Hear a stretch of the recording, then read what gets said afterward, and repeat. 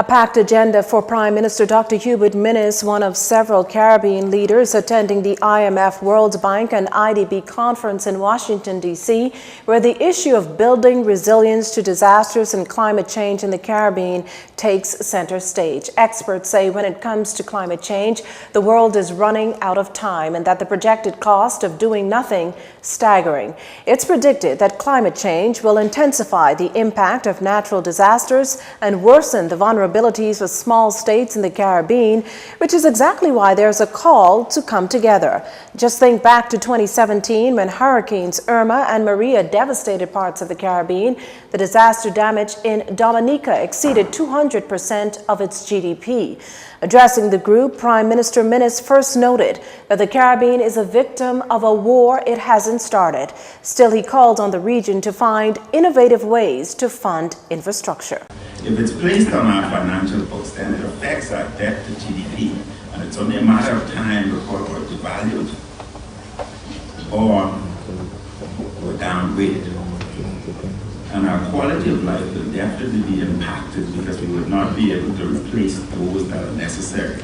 Schools and other infrastructure, hospitals, healthcare facilities, etc. So that must be placed in a different category of funding that we can access, even if it means we must pay it, we must repay that fund. We can do that at a later stage. But Caribbean nations, he said, must share some degree of responsibility, which calls for homes meeting the standards and codes to resist hurricanes. He also stressed that the money pumped into CRIF by the international communities are not placed on our financial books. We must meet our own responsibilities also. And we feel that a percentage of one's GDP should be put aside in a disaster fund, catastrophic fund, and first world nations, those that contribute greatly to the climate change and commence the wars that we are innocent bystanders, they would match that fund, and in many instances even donate a lot more than a percentage of GDP would have contributed. But most importantly, that fund would be utilized especially for the replacement of your infrastructure. That is, bridges, roads, airports, not for homes or any other thing. Because the infrastructure is what determines our economic survival. Following Hurricane Matthew, the Bahamas was forced to borrow $150 million to assist in repairing infrastructure. IMF Managing Director and Chair Christine Lagarde, in her opening address, said it will take the leadership of countries to develop an umbrella disaster resilience strategy with input and support from international financial institutions. This strategy, she said, will lay out a well-designed resilience building plan integrating both micro and macro reforms. The Prime Minister just last week announced that the $41.3 million that has sat in dormant accounts for 17 years or more will be invested into a disaster relief fund. In other news this evening, a draft of a proposed amendment to the Fisheries Act should soon be before Cabinet, a necessary step to imposing stiffer penalties to both local and foreign fishermen. We expect that before the end of the year, barring any challenges, we should have it completed at Cabinet. Not later than January, we expect that we should have it before Parliament. If it happens before, we'd be very happy. And we believe that's extremely important. It addresses the issue of poaching, increasing the penalties. We also looked at some of the matters that will be discussed here today to make sure that we're compliant with every international agreement that we are signatory to ensure that we are carrying out the best practices in terms of monitoring, control, and surveillance of our borders, making sure that not just foreigners are not engaged in illegal, unregulated, unreported harvesting of marine resources, but also that Bahamians are compliant as well. So we believe we've made substantial progress, and we expect that the Act will demonstrate that.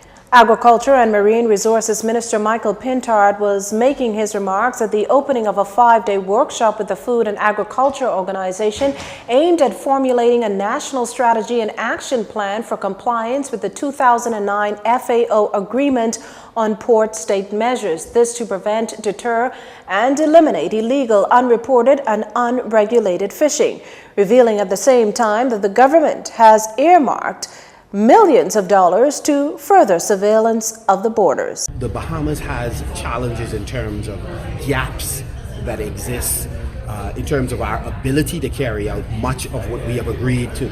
So, for example, we've, despite the fact that we've invested over $200 million in additional vessels for the Defense Force, and despite the fact that we now have 2 satellite outposts in the southern Bahamas, as you would know, as you'd recall, we've beefed up our operations in Inagua and we're continuing to do so. The same thing is true in Ragged Island. The Cabinet has also approved $5 million as an initial spend to ensure that we have drone technology. And so there is a need for more resources to be pumped into the surveillance and monitoring and control apparatus of the country. Defense Force Marines recently arrested 124 Dominican fishermen aboard 3 motherships after they were caught poaching in Bahamian waters. The men were subsequently fined roughly $8 million. The recall of romaine lettuce prompting the need for more resources to be pumped into ensuring that local laboratories are of first world status. This said, Minister Pintard would ensure that there is a capacity to not only test what's going out, but what's coming in. Bahamians are concerned about products coming from overseas as well. And it is one thing to have a stringent requirement on products that are coming in, or even pets that are coming in, because again, that is also an avenue through which diseases can be transferred cross-border. So we need to continue to strengthen our ability to do testing. In the meantime, here is the plan to prepare farmers. We are doing a series of workshops in terms of capacity building, helping farmers and fishers understand that if you're going to take advantage of the international market, there are a set of requirements that you have to meet prior to you having the ability to export. And so the work for them begins from the point of cultivation, because depending on where you are exporting your products, the eventual buyer wants to know which area it came from, what kind of cultivation practices you are engaging in, and so when they do traceability, they want to be able to go right back to the very field that you're bringing your products from. Local consumers who opt to continue consuming U.S.-derived lettuce products do so at their own risk.